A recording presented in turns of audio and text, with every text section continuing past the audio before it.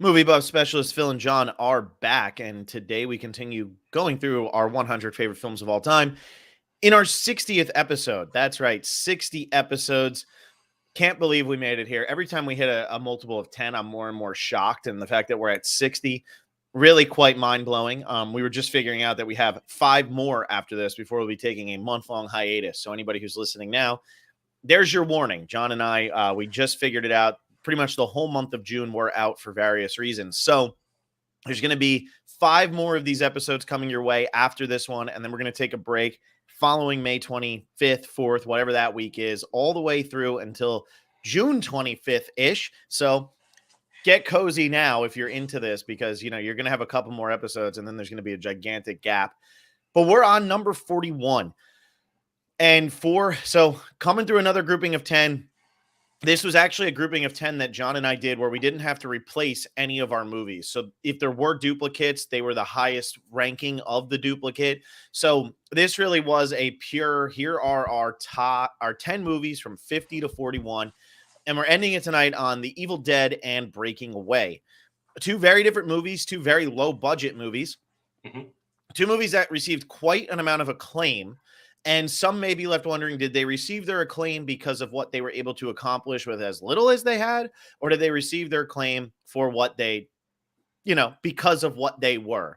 I don't think that answer really matters to John or I, because we both love these movies. We're putting them at number 41. But I do think that that's going to come up a lot in the conversation tonight, just because it's kind of hard to disregard that when talking about movies that are as low budget as these 2 movies really were. Breaking Away had a lot of stars that are stars now that nobody had heard of in 1979. And obviously The Evil Dead didn't even bother to make a first act because they knew that that would cost too much money. So screw that. And instead they made an hour and 20-minute movie, which was really easy to fit into my schedule this week. So I was appreciative of that. We're going to start with Breaking Away. Obviously, people actually really like The Evil Dead. People have heard of The Evil Dead. Breaking Away, not a movie that many people have heard of. I did see John's review. I know he did not enjoy this movie, and that's fine with me, because I'm generally able to convince him he's wrong. And even if I can't, I at least feel better about myself for defending the things I love. So I love Breaking Away. And my reasoning is this. I know it leans heavily into tropes and it leans into stereotypes and things along those lines. But what I love about the way it does it, and I say this a lot on this podcast, I love that it just takes everything to the extreme. It is so over the top in Dennis Christopher's portrayal of who he is. And this idea of, you grow up in this small town where there is nothing. Your parents just become cutters. That's it. They don't do anything. It's this blue collar, nothing, but you're in the shadow of this school. And they took it to the absolute extreme where this guy doesn't want to become that. So now he's going to become an Italian man who is he's almost like, it really is like a version of Psychosis in this movie. And I love that it goes to that extreme, because then when it peels back, it's like he knew he was being ridiculous the whole time, but what else did he have? And I think that's what this movie's about. This movie's about, what do we have and how do we get away when we really have nothing and there's nothing to build off of. Now, I know you didn't have the same experience, and I haven't let you talk for 3 minutes and 40 seconds, so I better let you jump in here for people forget that you're here. But 1979 won Best Screenplay, actually. Same year. I know it came out the same year as Apocalypse Now, Kramer versus Kramer, all that fun stuff, but did end up winning Best Screenplay. And I know, John, that doesn't make you happy, but I think it is phenomenal in terms of screenplay. It was an interesting movie to watch. I'll put it that way. I wasn't really sure what to anticipate going into this one. I'd never heard of this movie before. So I was interested to sit down, watch it. It's a coming of age story. I mean, I talk ad nauseum at this point about how much I do enjoy coming of age stories and everything. But to me, this movie just feels like such mid-American propaganda the entire time. And it's just like, maybe that's just me as a foreigner looking at it, but like, it is such an American movie, and it's so obvious. See, I agree with you. And we've talked about a couple of like very American movies. Barcelona, we talked about that one. We talked about The Last Days of Disco. But my one disagreement with this is, I don't think it's really making Mid-America look very good. So when you say it's propaganda for it, I think it comes out making Mid-America kind of look like shit. Because if you think about what we're seeing here, we're seeing a bunch of people who are completely miserable, but through the lens of a comedy.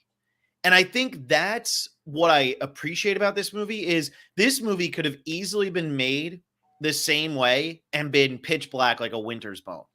But Winter's Bone didn't do anything for me because to me there wasn't that type of emotion that I needed from this small town kind of thing. This movie to me is pointing out so many of the flaws about this mystique of mid-America and about like, oh, you're going to grow up, you become a cutter, you're going to do this, you're going to like, if you don't go to college, you just go and do this terrible job. Did any of the people who were actually staying in their lane and doing the cutting, did they actually seem that miserable? Or were it the people who were on the outside of it looking in, trying to avoid it, the ones who were miserable? And I just think it's an interesting look at this middle America lifestyle and trying so hard to get out from what it is and not really being able to achieve it. Or if you are able to achieve it, did you make it? The scene of the father who's going in and he goes back to all those guys and they're like, oh, I thought you were too good for us. I thought you were too good for us. And he won't even just go and start. He's like feeling it out. And then he starts doing it because he realizes this is what he's going to go back to because he's failing as a used car salesman. And I think that's the negativity it's showing, though, about middle America during this time period. You failed as a cutter, or you didn't want to be a cutter, so you moved up in the world. You became a used car salesman. That was moving up back then. And I just think that that's the interesting perspective that it's giving on this.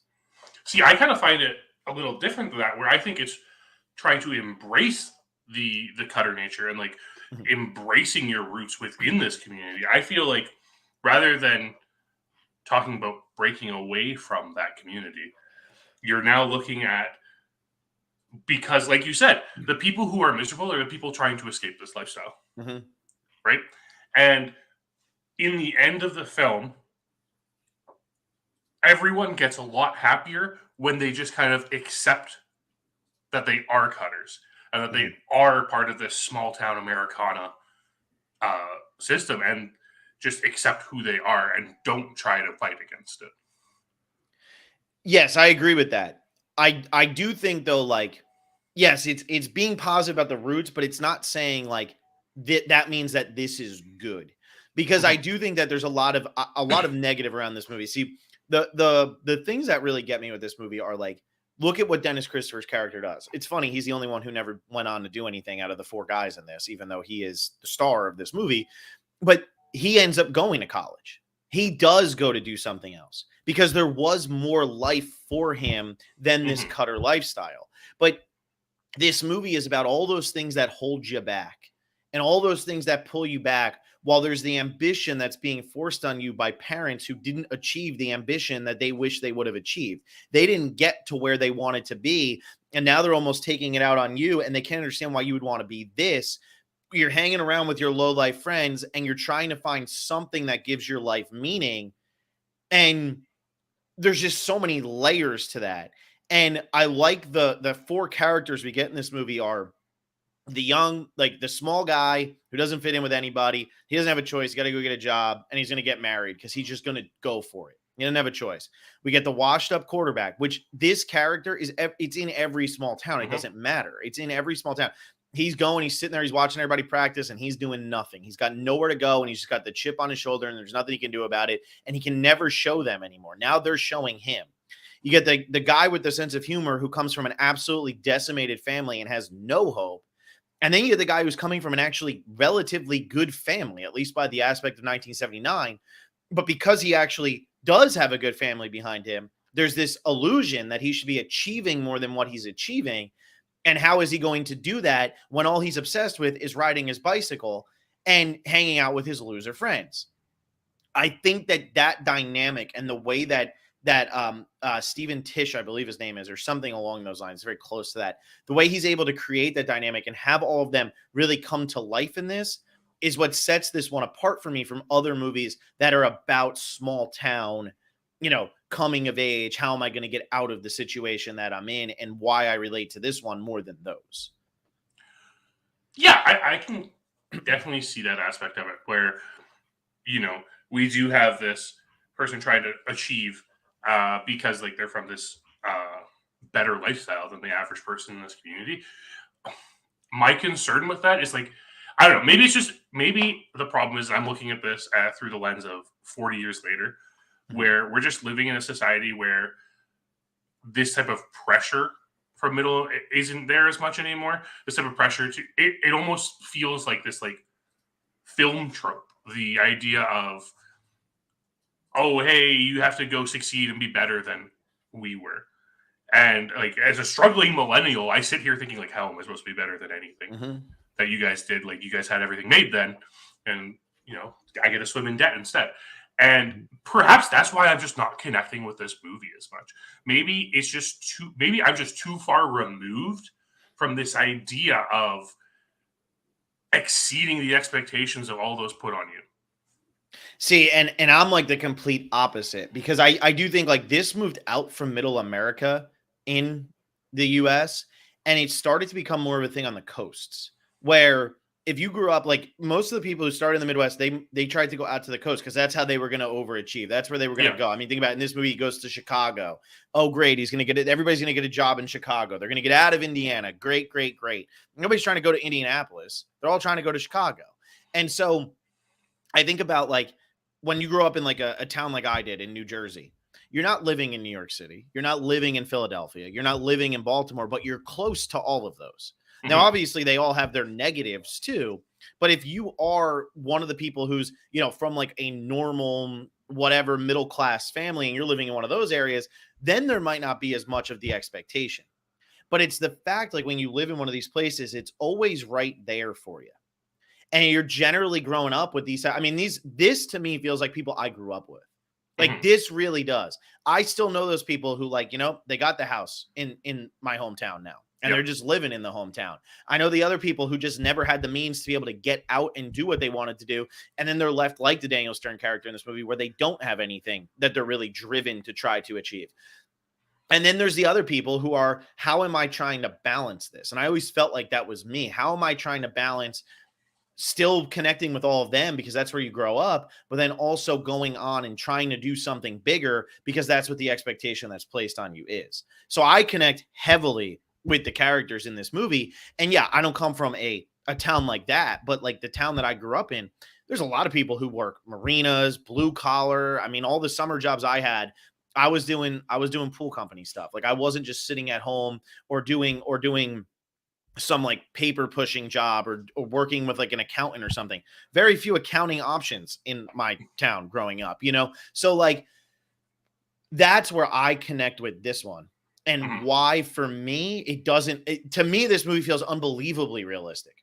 Unbelievably realistic. Because also maybe it has something to do with the fact that like I also ran track. Right. And so for me, like when I was on those relay teams, we had one of each of these guys right down the line. Literally one of each of them right down the line, where the 4 people who were on our thing, every one of us was like either the Dennis Quaid or the Jackie Earl, whatever it was going to be. And what were we going to be able to achieve? We're all at very different areas now. We're all at very different places. But I could really connect with every single one of these. And I'll let you go before I keep blabbing. And I think that's actually one of the big important things about coming of age stories is our reception to them is so different based on our own coming of age story and how it relates to how we grew up. I didn't come from a community like this at all. At least I don't feel like I came from a community like this at all. And because of that, it's a lot harder for me to connect to this one. That, and there's a 20-minute bike race at the end of this movie that's really boring. See, I love the bike race. I think the bike race is great. I love the bike race. I love the bike race. And here's why I love the bike race. I love the bike race because all of the pressure is on Dennis Christopher, right? I keep forgetting what his real name is. The Italian guy who thinks he's Italian. Dave, thank you. I remember Mike. Get on the damn bike, Mike. That's like the part. But even when they're talking, we're going to show them. Yeah, they're going to show them through the guy who's good at it. It's the same thing. Like I forget. I always remember there was like this one thing on Facebook like 10 years ago or something when like I moved or got a job somewhere and somebody said, yeah, show everybody what we're all about. And I'm like, it has nothing to do with you. It's all about me. Like, what are you talking about? And I think the dynamic there of this guy, we just saw how good he really is. He's competing with the Italians. He's up there. He's racing with them. And if they don't break his bicycle, he might be able to win it. But that's the moment we need in that so that it drops him back a lot. Now we get to this one and the stakes are higher. And he's going to win it easy. And then he gets hurt. And it forces the other three characters who have had no spine and no backbone and no direction this entire movie find something about themselves. And when Jackie Earle Haley just says, whatever, and just gets on the bike and everybody's laughing, it doesn't matter. Somebody's got to complete those laps. And he can barely do it. And then we get Daniel Stern on there and he's just a doof riding around. And then finally it gets to the point of Mike and it's give me the damn bike. And he just goes as hard as he can because that's the only thing he knows. And it shows off all of those personalities. And it ultimately leads to them winning. And then one of my favorite moments literally in film history, like one of my all-time top notch. I think it's one of the most brilliant, subtle things ever done in film. Everybody is celebrating. Everybody is so happy because they just won it for the town and they're the underdog and everybody's going nuts. And we see Dave and his dad running over, going to give him the big hug and everything like that. We see Mike with his brother who's a cop and they don't get along and it really works. We see Jackie Earle Haley with his now wife and they're hugging and they're doing all that. And we see Daniel Stern standing there absolutely alone with nobody near him. Because at the end of the day, all this guy had was this. No matter what happened in this race, he never had anything else. He has no family that supports him. He has nobody around him in this town who really cares about him aside from the fact that he was a part of this and he's got those three friends. And he's just looking for it and he's clapping, he's looking at people and blah, blah, blah. And he realizes everybody else has their person to pair off with. And he has nobody. But this is still something that they're never going to be able to take away from him because in that moment, he achieved something. And now it's about how do I make sure that I don't feel like this again? I think it's so brilliantly done in such a subtle way. But they show him twice. Everybody else they're showing once. They show him twice and he's got, high fives and they go back to him and he's got nobody. And I just think it's brilliant because that's what this movie's about. The stakes for them was so much higher than everybody else because other than Dave, they had nobody. They had nothing. And especially in the instance of Daniel Stern's character, he literally has nothing. I didn't actually realize that. I missed that. Yeah, it kills me every time. I missed it on the first watch of the movie. And now this is, I think, the fourth time I've seen this. So really, and I remember the second time I watched it when this movie really jumped up for me because I watched it when I was younger and whatever. And when I watched it the second time and I saw that moment, I get chills talking about it. I had chills watching it and I was just like, oof, like there's no words. There's nothing happening. It's all visual, but it's just, he has no one and there's nothing there for him, but he still did this and it meant something to everybody else. And it just, I don't know. I just think it's so unbelievably powerful in such a small way, but then it just magnifies every time. Yeah, it does kind of hit home these like themes of like the isolation of a small community because like whenever we see small town America, we're always seeing these communities that are, there for each other. They're working together to achieve goals and everything. And we still get that in this film. But because we have that happening with this character, we also get the idea of like the isolation of middle America where there's so much of the world that just doesn't connect with you, doesn't understand you. When you live in a small community, you feel isolated despite how much communication happens in a small community, how well connected you are in a small community. There's still this feeling of isolation because of how small it is. And it's like outside of that group of very close people, almost all of those connections are superficial. Yeah, absolutely. It's tough. And think about this. Like I had this one at 41. I forget exactly where I have the last picture show. But two completely opposite movies about the same thing. They're about, it's about what do we do now? What do we do? And there's no leadership here. There's nobody to show you this. Yeah. And again, like I said, this one went the comedic route, the extreme route. The last picture show went the all too realistic route. It went the super like, this is going to be dark and depressing because that's what this really is. And I prefer this one to that movie because this one gives a little bit more hope. And I like to believe that there is a little bit more hope. However, at the end of the day, the theme is the same thing. And like you're saying, the isolation of small towns, whether it's America or Canada, or go watch Babel and watch the family in Morocco. And that's not a small town, but that's something much more devastating than even that. And I don't really like Babel, but that's part of the movie that just disturbs me to all hell, that could exist, and that it does exist, and it exists every day. And we just don't see it because we don't talk about it, and we live in really well-to-do countries. Mhm. But I just think like that isolation, and okay, your way out of this town and to get to see more is to go to the university that doesn't accept you because you don't belong. How do you then remove the isolation? How do you make that jump? How do you make that change to better yourself? I think that a movie like Breaking Away really shows to an extreme way, obviously, in a comedic way. So everything's exaggerated, but it really shows like how difficult it can be to get out of this, but that it is still possible. Whereas the last picture show is just telling you, yeah, you're effed, kid. It doesn't matter. Right.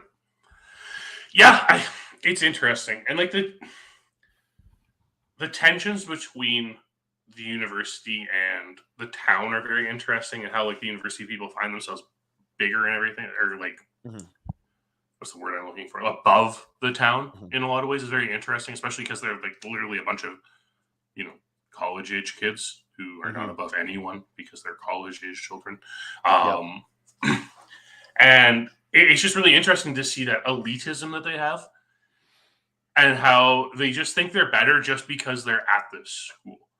And that tension never really goes away in the film, despite the fact that Dave goes off to college at the end of the film, despite the fact that, there's this moment that should break the barriers between them when these four boys show that they can compete against them. But like that tension's still there. And it really feels like an us versus them narrative, which feels strange to end a film like this on. Well, so here's my thing. So we do see them smile at the end, right? We see whatever his name is, the big bad, the handsome man, as I would call him the entire time. We see him smile at the end and like kind of be happy for them. I think another thing that we need to really understand about this movie is in 1979, not that many people were going to college compared to now. It's not even close. Nowadays, if you graduate from high school, some college will take you. There is a college for everybody as long as you graduate from high school or whatever it is in Canada, whatever it is. I don't know. But there is a college, especially in the States here, that will take you. There's a college for everything. It doesn't matter. There's so many of them, and they just want money. But back in 1979, back before, I think it was Clinton in America who said, like, everybody should be able to afford college, or everybody should be able to go to college. And that really changed the perspective of college in America. But before that, to go to college was kind of like it was different. It was unique. It wasn't, now if you ask somebody, hey, where'd you go to college or where'd you go to school? That's kind of what people say. They immediately know to answer with the college they went to. And if they don't have a college they went to, it's kind of weird. You're like, whoa, wait, what do you mean you didn't go? But back then, if you said, what school did you go to? They said their high school. Oh, did you go to college? It wasn't what college, it was, did you go to college? So I think that's also why there's so much more elitism here. And it leads me to two questions. One, how much of that just has to do with the fact that they are super wealthy, as Dennis Quaid says over and over again in this movie? And two, how much of it has to do with the fact that we're seeing this from the perspective of four people who are absolutely antagonistic towards this college community? Does the college community actually hate the Cutters, or do they just get super annoyed by these four who won't leave them the hell alone? Yeah, I mean, that's a very good question, because there are scenes like the mess hall scene and stuff that insinuate that they do just dislike the townies, essentially.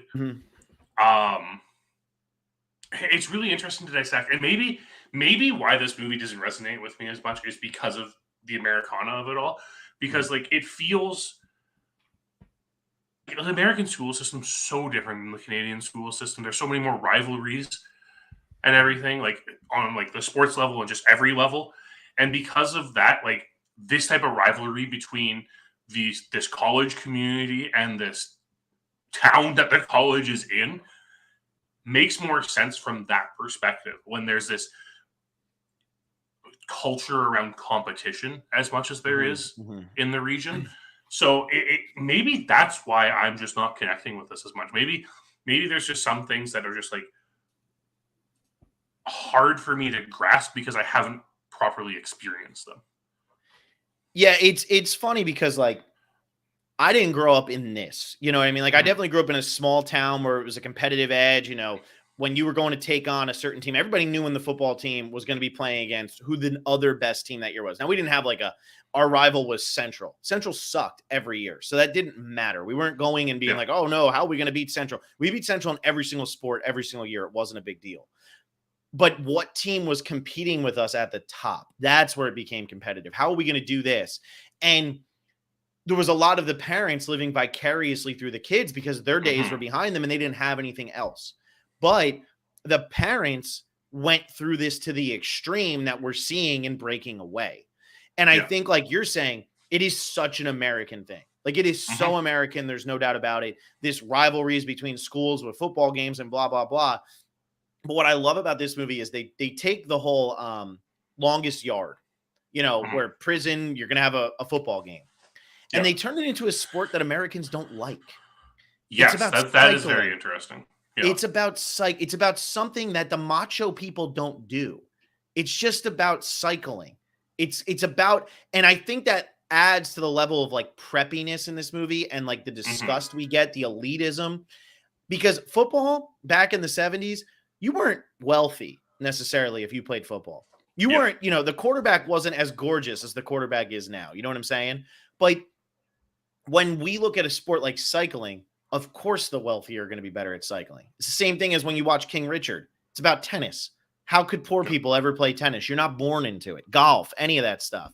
And I think that's why I appreciate what this movie does by subverting the expectations, where it's a very American movie and it has this American type of rivalry, but it's taking it, and rather than having it be a football game, it's like, here's cycling, a very European type thing that this guy who thinks he's a European all of a sudden is obsessed with the culture just can't get over. It's so interesting.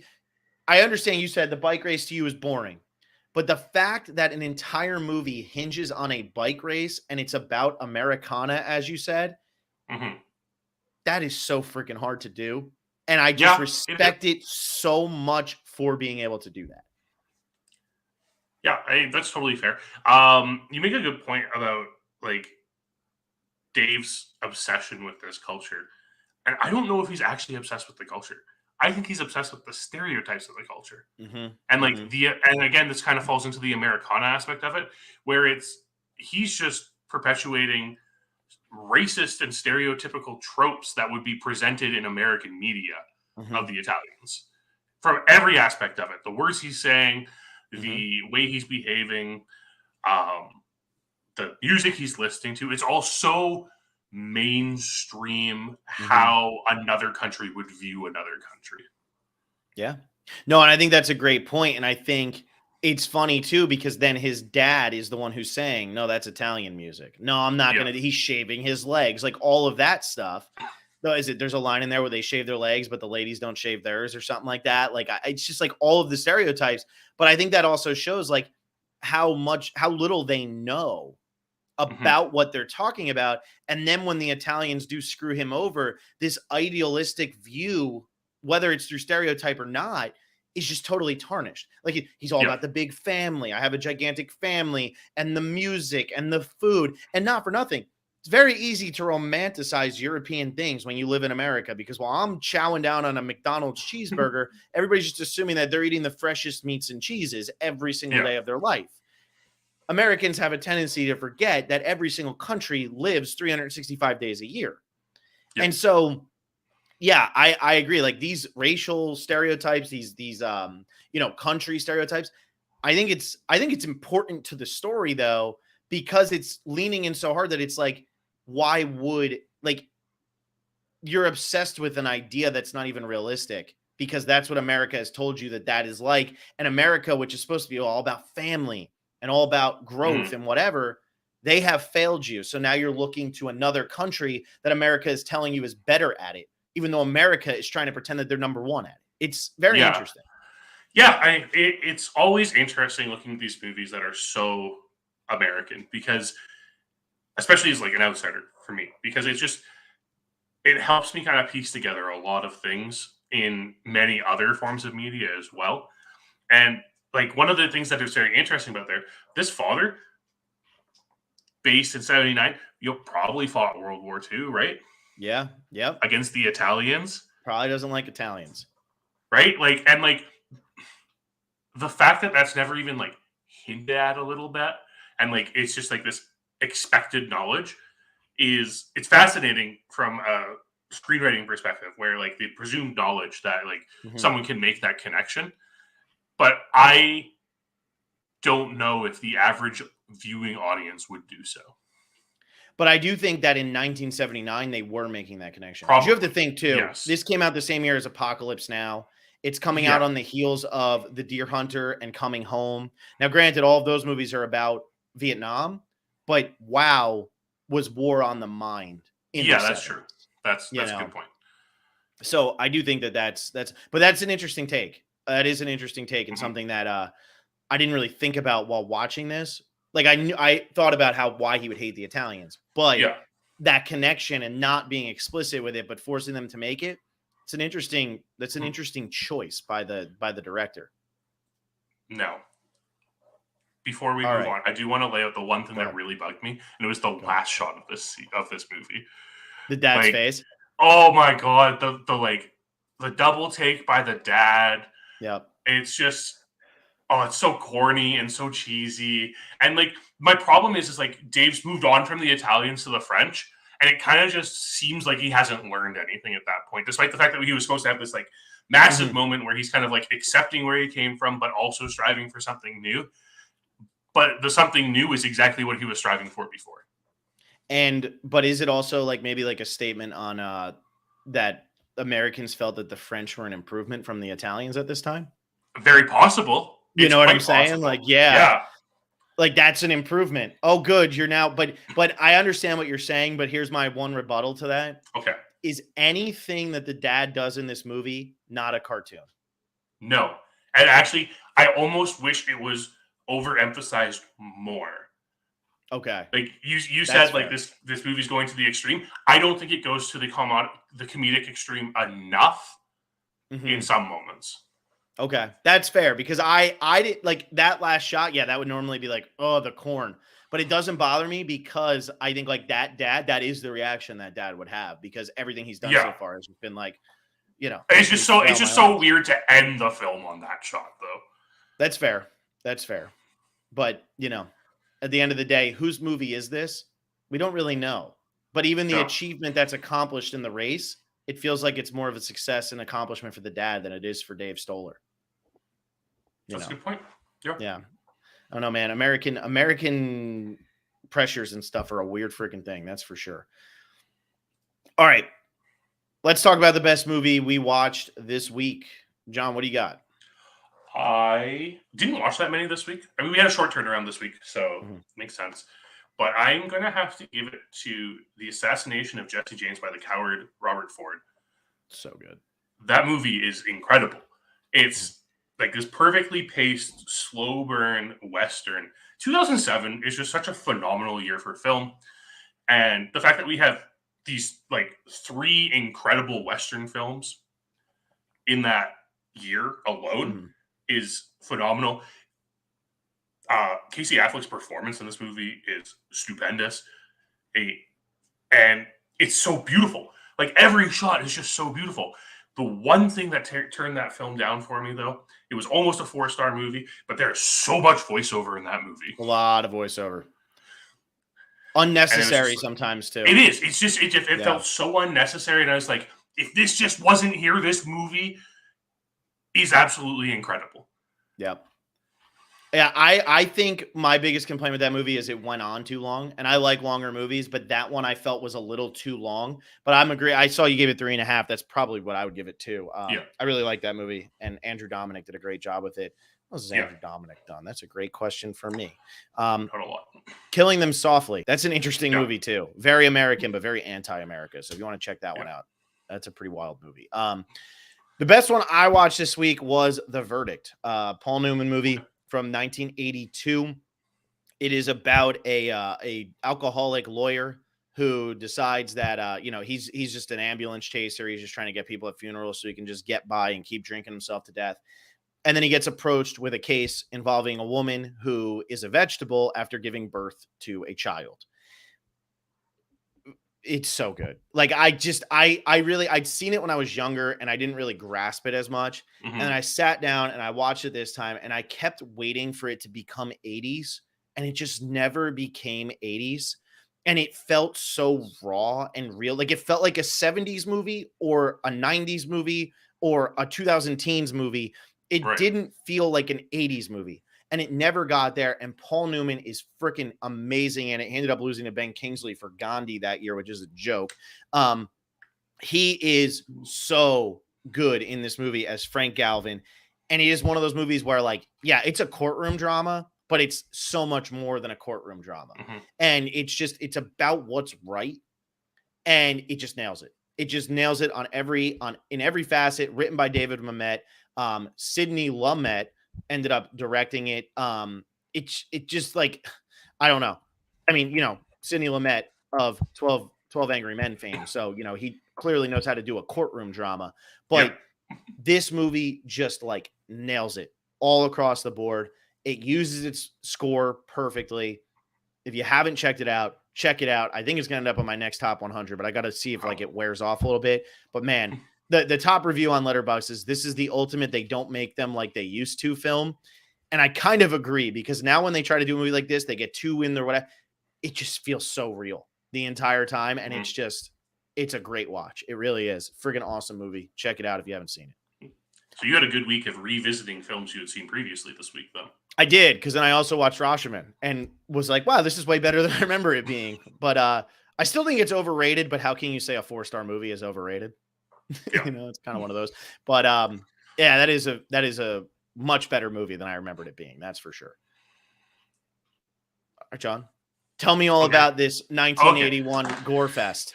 Yeah, let's go 2 years later than Breaking Away with Sam Raimi's. I think this is just like a seminal piece in the horror echelon. The Evil Dead, the original Evil Dead,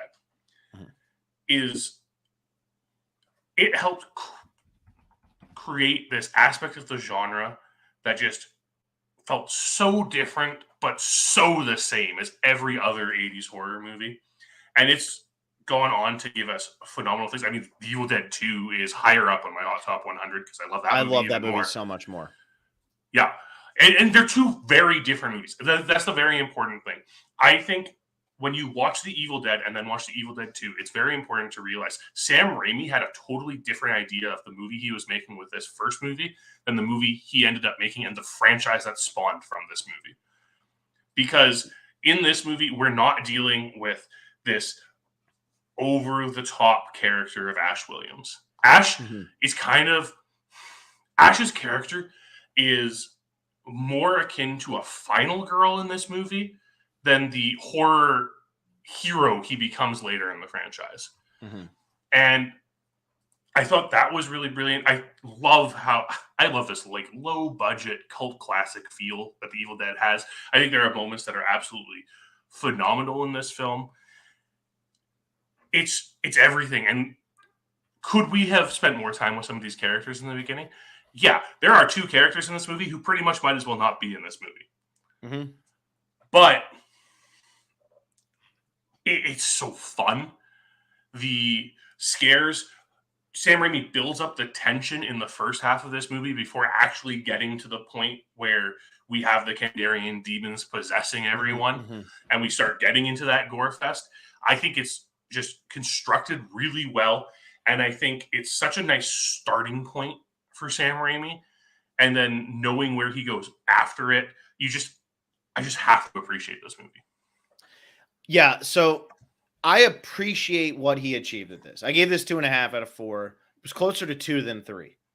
And this is the same way I felt about it the first time. I appreciate what he did, and I appreciate that he essentially invented a genre. But it just there's some seriously creepy parts in this movie. Yeah. But other than those moments, like, what the hell am I watching? Now, the second one, I agree with you, and I don't want to talk too much about the second one. I freaking love the second one. I think the second one is a great, great, great movie. I'm really excited to rewatch that one because I hadn't seen this movie in a very long time, probably in like 7-8 years. It'd been that long, and I haven't seen The Evil Dead 2 in just as long. My biggest problem with this movie is how little effort there was put into any type of character, anything. Like, I am all about, I mean, the makeup, phenomenal. The special effects for, special effects in air quotes, phenomenal. Like, all that stuff is great. And I love watching it. And I think it's super well done and whatever. But give me something. The fact that I don't find out till the one girl is his sister until he actually says, that's my sister or something like that. Like, that shouldn't be happening in a movie. And just give me something. I don't need the car driving them off the road at the beginning. Like, they could have said something nonsense of like, I can't believe you're making me bring my sister to this when we're supposed to just be banging all weekend. Great. Boom. Done. Got it. We got it. We're moving on. Like, that's all we needed. But there was nothing in the way of any type of character development at all. And now that we are 40 years removed from this movie, I don't need to be like, oh, well, that was just because it was the first one of this genre. Halloween also came out, 2 years before this, 3 years before this, and it does all of that stuff. That's what just turns me off from this one and keeps it from being like one of those upper echelon early horror movies. Like, by early, I mean 70s, 80s horror movies. No, I definitely get that because these characters are very bland. And there's a point in this film where you think like Scott seems to be like the hero character. And it's about the second time a bookshelf gets thrown on Ash. Boy, he gets beat up a lot in this movie, and then in the future movies too. But this movie especially, because he's just not this character. He's not this bombastic character here. He is this. While there isn't a lot of character development, I find that these characters also feel a lot more like grounded than characters do often in horror movies. Where in horror movies we have a lot of exaggeration of character, whereas this actually just feels like 5 friends who are not falling into tropes are going off to the woods for a weekend getaway. And yes, there is a very large lack of character in this movie, but I think the atmosphere brings it up for me because I think Sam Raimi does such a fantastic job of setting this atmosphere. Yes, that the word that is escaping me right now, the car, the near collision at the beginning of the film, it's weird, it's out of place, but at the same time, it's because we're getting that first-person zooming shot through the woods leading up to it, and it's like we're expecting something to happen, and then we just get that jump scare there instead, and it's like, oh, that's kind of disappointing, but it comes back later, right? We get it later, and that's where I think this movie really is so good, because when we get to this cabin, when we're approaching the cabin and we go across the bridge and like, the bridge kind of like breaks on them. It's like, oh, that's not good. But then we get near silence with this, like these light synth chords as they approach the cabin. That's terrifying to then have that porch swing just going back and forth and knocking on the wall and then suddenly stopping as soon as they open the door. That's terrifying. This is the atmosphere that Sam Raimi's building in this movie. And while this movie is definitely less refined than any of Sam Raimi's other movies, it still shows the skill he has as a filmmaker because he's able to build this atmosphere which surpasses anything with the characters. Yeah, his atmosphere is great. I mean, there's no denying that. I mean, like I said, there's some genuinely terrifying moments in this movie. There's a lot of good use of like fake jump scares where, we're going to pull the curtain back and there's nobody there. And then there's nobody there. And then there's nobody there. There's a lot of really good use of that. The girl sitting there and just laughing at him the whole time is terrifying. It's so good. The girl who ends up locked in underneath is so good. Like, there's a lot of really good moments in this. For me, it's like, we have seen, and I guess this isn't so much his fault, but since 1981, we have seen so many like first-time directors take Yes. on horror movies and do such a good job with them now. And I get that it's more of what there's at their disposal and all of those things. But you said something about they don't fit into the tropes. I don't think they fit into the tropes because I don't think there's enough development to even give them any personality. And I think that's my and answer me this, and I don't want this to be a loaded question. So I'm trying to think of how to put this. Does this movie benefit or fall backwards because of the reputation of Bruce Campbell? Do you think there's more people who like this movie because of Bruce Campbell? Or do you think that there's more people who dislike this movie because of Bruce Campbell, because of, what his career was after? That's a really tough question. I mean, Bruce Campbell he's a pillar of B horror, right? Mm-hmm. And he's been in some pretty iconic B horror movies and some pretty stinker horror movies as well. Mm-hmm. And I don't know the answer to that question because I think Bruce Campbell is Bruce Campbell because of this movie, right? And it's like it's kind of like a chicken and egg situation where it's like, do people like this movie because Bruce Campbell's in it? Maybe. But do enough people know who Bruce Campbell is to see this movie because Bruce Campbell's in it? Or are they seeing this movie because it's The Evil Dead? It's this cult classic. The first time I watched this movie, I watched it in 10 parts on YouTube. Mm-hmm, mm-hmm. Because that's what you had to do sometimes back then. And this is probably one of my most watched films since then. Yeah. I easily watch this movie every year. And sometimes more than that. I really love this movie. And I don't think this movie benefits from having Bruce Campbell in it because this is not the Bruce Campbell who is that B movie star later. And I do think that ultimately Bruce Campbell's reputation hurts this movie now because when you sit down and watch Evil Dead, and like I said, I probably saw this 2013, 2014, somewhere in that range. I want to say it was 2013. It was either that or 2012. Doesn't matter. But I watched it almost 10 years ago or 10 years ago. I haven't seen it since then, and I remember the second one where Bruce Campbell is the star of the movie and everything like that. Now, as I was watching this, I'm like, man, Ash doesn't do shit in this movie. He doesn't do anything for like the whole movie. Now, he's the last one to survive. He's the last one remaining, and that, I guess he dies at the end. I forget exactly how they play it into Evil Dead 2, but if they even do, they don't, right? Well, Evil Dead 2 kind of retcons this movie. The continuity of the Evil Dead universe, very confusing. Okay, so there you go. So my thing is like, I think it hurts this movie. I really do because Bruce Campbell doesn't do any of the cool stuff that you're expecting him to do. He doesn't really do anything. He grabs the chainsaw for 5 seconds and then it's over. On Evil Dead 2, when he grabs the chainsaw, that's not the case. And I think that in my opinion, this movie is hurt by the reputation of how cool Bruce Campbell is in the other movies. Yeah, I get that.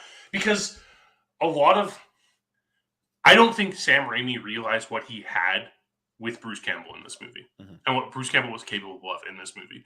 Because as we see in his later films, Bruce Campbell is a king of slapstick comedy.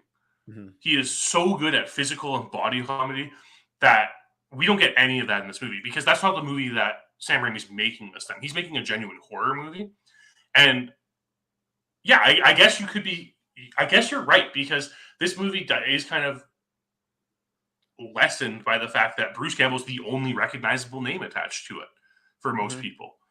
And if you have this expectation of Bruce Campbell, seeing him in this movie, in his first movie, which is this low-budget horror movie made by a bunch of friends, I could definitely see how that would lessen someone's outlook on this film. Yeah, I'd be curious to see like somebody who hasn't actually seen these movies. They just know like, oh, that's that guy, or maybe they watched the Ash versus the Evil Dead, something like that. And so I wonder like what would their reaction be to watching these in order? Because I have no connection to this movie. I watched it. This is the second time I've seen this movie. I watched it back in 2012, 13, and then I watched it again this time. without having the connection, I enjoy the remake so much more than this movie. And I know that's a very unpopular opinion. No, the remake's also very good. Yeah, like I love Evil Dead. I think that Yeah. what they did with that movie was great. They had the budget to do it. It looks freaking awesome, and it scared the shit out of me. Like I love that movie. But it's always like this remake versus original and blah blah blah. Had I seen the Evil Dead when I was 12 or 13, would I like it more? Same thing. Like I mentioned Halloween earlier. I don't love Halloween. I think Halloween is super rated. And I saw that one when I was younger. I just think it's an overrated movie. I don't think it achieves what people make it seem like it achieves. And I'm also not too terrified of the whole, like, we broke into your house and we're going to kill you thing. Like that doesn't, whatever. But please don't do it to me, but it doesn't scare me. But like Evil Dead, the remake, yeah, I understand it only exists because of the original. But if people hadn't seen the original and saw that one, they're going to love that movie. That movie's more brought down by the people who love the original and therefore must hate the remake. So for me, I just had no connection with this movie, and I was able to really enjoy the other one because it was higher budget and all that stuff. And when I'm looking at like a low budget movie, like Breaking Away was a very low budget movie, and we just talked about it. I'm looking for what's the story. What's my connection with the characters? Go watch Kicking and Screaming. And obviously that's not a horror movie, but go watch that movie. Yeah. And that's the kind of low budget I'm into. Now, what Sam Raimi is able to accomplish with as little as he had is unbelievably freaking impressive, which is why I still give this on the side of good movie rather than, okay, that's just famous because it's a cult classic and I'll move on. And like, you know, like Eraserhead, that movie, I hate that movie. That movie is garbage.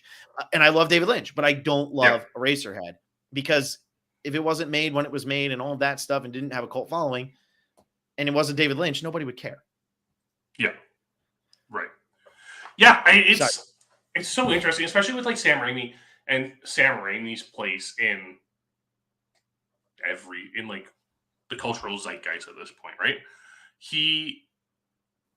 For a lot of people, he's known for like his Spider-Man movies or his like, he had that stint in the 2000s where he was like making a horror movie like every year.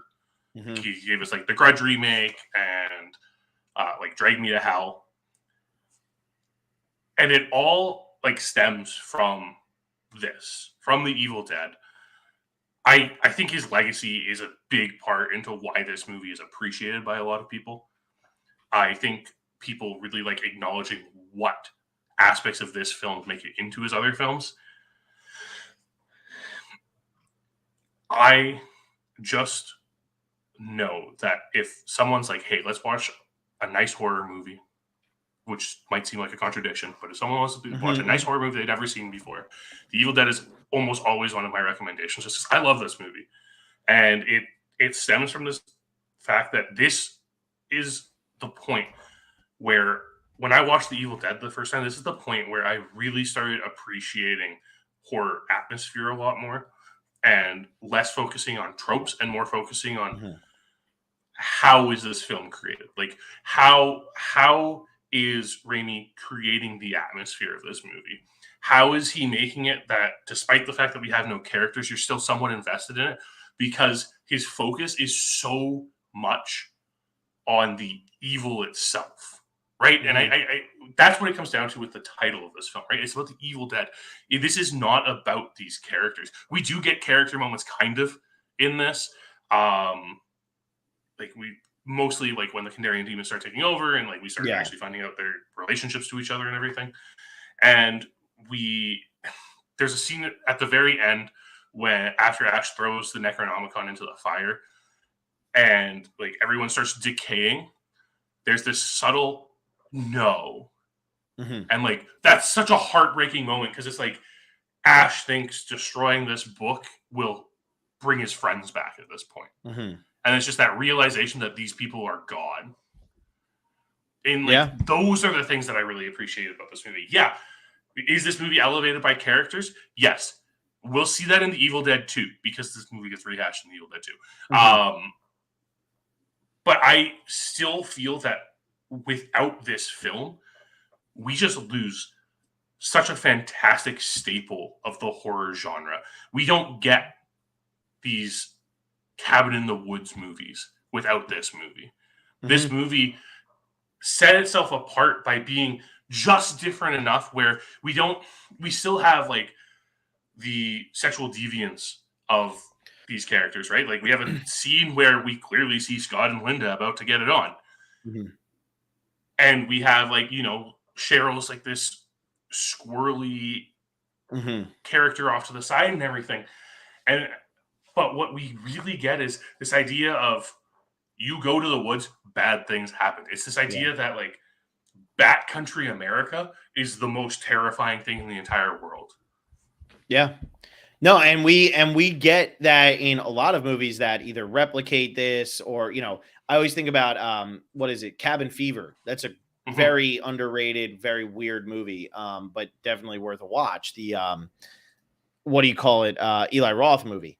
Like there's a lot of these movies that just, they just try to do this again, but a lot of them just have more means to be able to do it better, which ultimately is, good for them. That's, that's going to be the difference maker. I just think like, I don't know, like the cabin in the woods trope. And like, we already talked about the movie, The Cabin in the Woods, right? Like because of how much it changed everything. That trope though, like, would it have been okay if that trope never existed? Like I understand like what it created, but think about this. The Evil Dead, The Cabin in the Woods, a movie like Cabin Fever. What other movies of this genre really like nail it? Like I know Blair Witch is similar to this, but Blair Witch doesn't have a cabin like this. It has the creepy thing. I mean, it has a creepy house. It has the creepy house, but like the setup of this movie is we're going into the woods. Yes. And then everything that we've seen after this movie has pretty much been a replication of this movie. So like while I'm very impressed that he was able to essentially create a genre, did he really create a genre? Like, do you know what I'm saying? Like it's weird. I understand your thought process there. And a lot of it, the way I'm going to put this is like, this comes from this fear that was kind of escalating in the 80s when we have like this technological boom and we seen life really expand, that backwoods are terrifying. And it is really, I think you can get rid of the cabin the cabin aspect of this genre and just say the in the woods aspect. Because I do think the Blair Witch Project only exists because of this movie. True. Yeah. I think that a movie like The Witch is also one of these like isolated in the woods, what's out there type of stories, right? Or something like Wrong Turn. Like these movies, I think they were bound to happen eventually because of just like what was happening in the world. We had technology growing. Everyone's becoming more reliant on technology. When we isolate ourselves, there's a fear of isolation, and it's growing and growing, and it's growing more now today when we live in a globally connected world where you and I can podcast from opposite sides of the continent. And simple, with the press of a button. But taking us and putting us into the middle of nowhere where you don't have that instant communication with anyone, where you're stuck because the bridge is out, where no one knows what's going on and there's no way to find out what's going on. That is terrifying. And it's playing on a primal fear that we have. And that's really what this movie comes down to, is it's that primal fear of isolation and not being able to find a solution to it. Yeah. And I do agree that is more terrifying than like, I always say that what's happening with technology is making things a lot less scary. It's reducing drama. Now, granted, it's obviously increasing drama because you have, whatever, Instagram and social media and stuff. It's easy to just click of a button. I'm going to say something I'm going to regret tomorrow. But it has lessened the drama of things, because think about a lot of the movies we've watched. A lot of these things could be very easily solved just by a phone call or a text. And like now we see it in so many. I don't have service. In 1981, you didn't have to explain that. It was just, of course you didn't have service. You're out in the middle of the woods in a cabin, and all the horrors that your parents think you're doing, you're actually just being killed by demons. Yeah. I don't know. I don't know. I think that it was nice back before this stuff, before you had to explain it, before everything had to just be like that. You could just go with it. And Yeah. I think that's what's nice about the Evil Dead and like the series in general is you can just go with the ride. And Yeah. I think that's why we've also stopped seeing as many movies like this because technology has kind of ruined it. Now it's got, oh, we're just isolated and there's not okay, but what and also what else are you going to be able to show us that's unique to this situation that hasn't already been done a million times? It's very hard to think of anything. And I think that's why, a movie like The Evil Dead still does stand out to so many people. Yeah. Yeah, I agree. And like, I definitely, when it comes to like the communication and stuff, it does really lessen the impact of these type of things. That being said, when I lived in the middle of nowhere, British Columbia, where I was like 5,000 kilometers, that was way too many. When I was That's a 500 lot of kilometers, man. when I was 500 kilometers away from the nearest settlement or nearest city of 10,000 people, I lived in the woods and I did not watch these type of movies. Like I watched The Evil Dead because I knew it so well. But like even something like the Blair Witch Project, which I have higher up in here, like I couldn't watch it because I was like, that is where I live right now. Mm-hmm. So like there are these communities still where this is relevant, but you're right. The connectivity of the world lessens the horror aspect of these films. Yeah.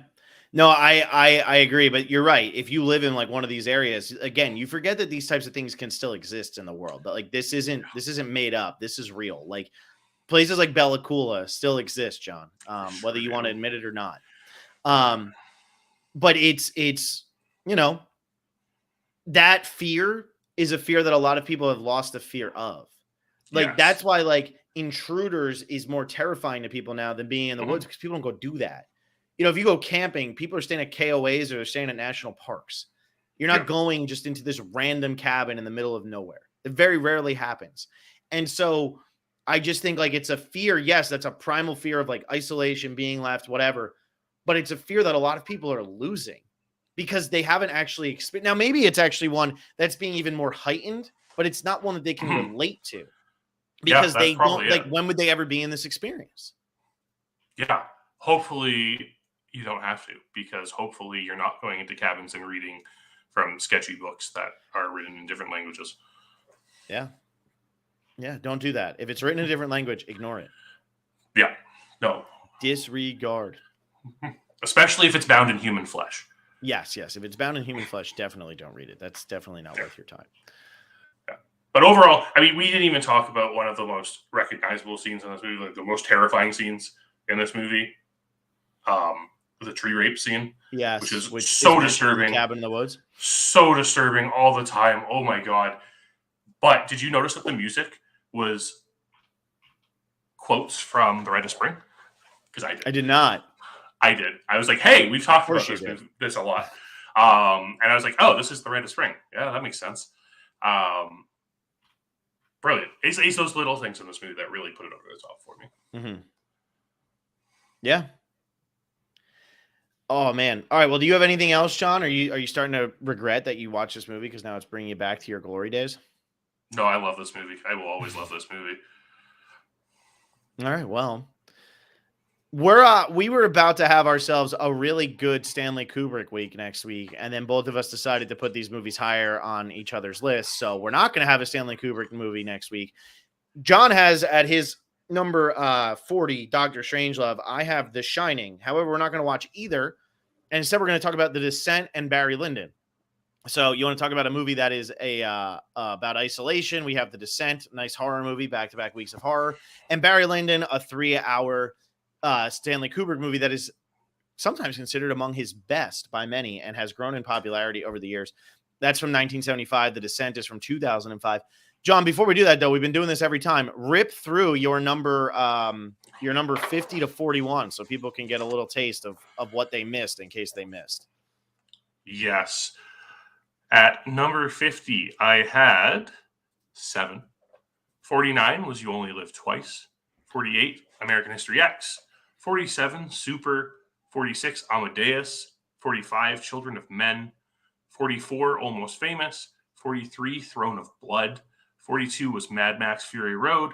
And then, of course, at 41 was The Evil Dead. Yeah, so I went 50. I had A Single Man. 49, Double Indemnity. 48, Shakespeare in Love. 47, Alien. 46, City of God. 45, Memento. 44, The Shawshank Redemption. 43, Gladiator. 42, Adaptation. And 41 with Breaking Away. And now, like I said, John and I are going to start getting back into a couple more duplicates. That was our only stretch that had no duplicates until we get to our final 10. So enjoy that. But next week, like we said, The Descent and Barry Lyndon doesn't appear on either one of our lists, but they're replacing Dr. Strangelove and The Shining. So enjoy that. We got 5 more weeks before we take a month-long break. So tune in to these next couple, and we'll see you all next time.